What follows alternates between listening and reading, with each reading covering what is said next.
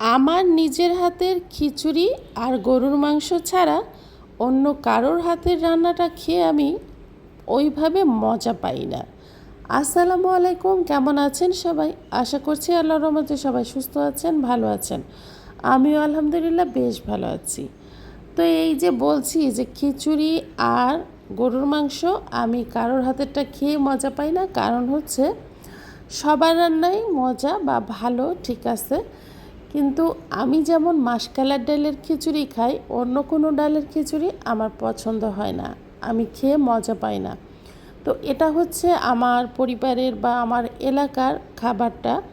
আমাদের কুষ্টিয়া অঞ্চলে অধিকাংশ মানুষই মাসকলাইর ডাল দিয়ে খিচুড়ি রান্না করে, এবং যদি লেটকা করে তাহলে লেটকা, আর যদি ঝরঝরা খেতে চাই তাহলে আমরা কোনো গায়ে লাগবে না, এত সুন্দর ঝরঝরা করে রান্না হবে এবং সুন্দর মতো কিন্তু সেদ্ধও হয়ে যাবে। তো আমি কিন্তু এই মাসকলাইর ডালটা গ্রাম থেকে বানিয়ে নিয়ে আসছিলাম, সেই ডাল দিয়ে খিচুড়িটা রান্না করেছি, ঝরঝরা একটা খিচুড়ি খেয়ে নিলাম বেগুনের চাক ভাজি দিয়ে। বেগুনের চাক ভাজি দিয়ে খিচুড়ি মজা লাগে, অনেক মজা লাগে। তবে আমার কাছে যেটা মনে হয়, মাংস বলে না, যেটাই বলেন না কেন, মরিচ পেঁয়াজ ভর্তার মতো খিচুড়ি খাওয়ার মতো মজা আমার কাছে আর কোনোটাই লাগে না।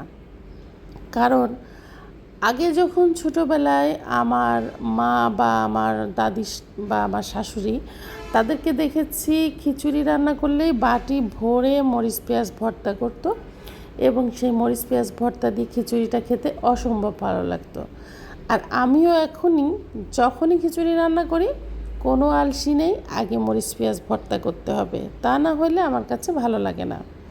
তো আমি মরিচ পেঁয়াজ ভর্তা দিয়েও খুব তৃপ্তি করে খেয়ে নিয়েছি।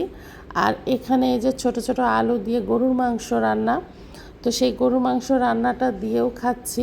তবে হ্যাঁ, আমার এখনও পর্যন্ত আমার ননদের বাড়িতে গেলে পরে আমি খিচুড়ি খেয়ে খুব মজা পাই। আমার ননদের রান্না, প্রত্যেকটা রান্নাই খুব মজার, তবে খিচুড়িটা ঠিক আমার পরিবারের মতো বা আমার মতো করেই রান্না করে। আর শাশুড়ি মারা যাওয়ার পরের কথা তো আর কি বলবো, মা বা শাশুড়ি, তাদের হাতের রান্নার কথা বলার মতো না, এত মজার ছিল। তারা মারা যাওয়ার পর থেকে তাদের রান্নাও মিস করি, তাদেরকেও মিস করি, কিন্তু আসলে আর ভাগ্যে যেটা নাই তো সেটা নাই, এখন নিজেরটা নিজে করে খেতে হয়।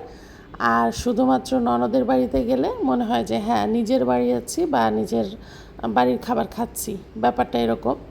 তবে রান্না তো সবারটাই ভালো, সহজ, এক এক এলাকার রান্না হয়তো এক এক রকম, আমাদের রান্না একরকম। যেমন আমি খিচুড়ির মধ্যে আছে অনেকেই আদা রসুন বাটা, ধনিয়ার গুঁড়া, এটা সেটা বিভিন্ন কিছু দেয়।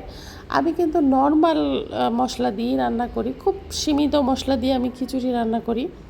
রসুন, পেঁয়াজ, কাঁচামরিচ এগুলো কিন্তু সব আমি কেটে দিয়ে, একটু আস্ত জিরা দিয়ে, তেল দিয়ে, হলুদ লবণ দিয়ে, ব্যাস একটু তেজপাত থাকলে দেই। তো এটা দিয়েই কিন্তু আমার খিচুড়ি রান্না হয়ে যায়, তাতে কিন্তু আলহামদুলিল্লাহ অনেক মজা হয়। তো সবাই ভালো থাকবেন।